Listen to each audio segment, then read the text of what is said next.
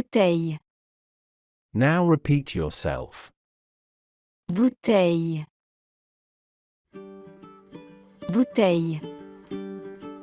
In order to facilitate conversions between French litres and the British gallons measures in the buying process, it was necessary to establish a content that could give a round count of the number of bottles on both sides of the channel.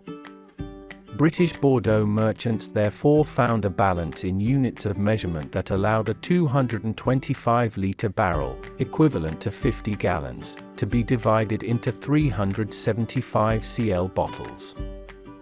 One of many legends says that the 75 cl wine bottle had its breakthrough in Europe when Napoleon set 0.75 liters of wine as the daily ration for his soldiers. Bouteille. Bouteille.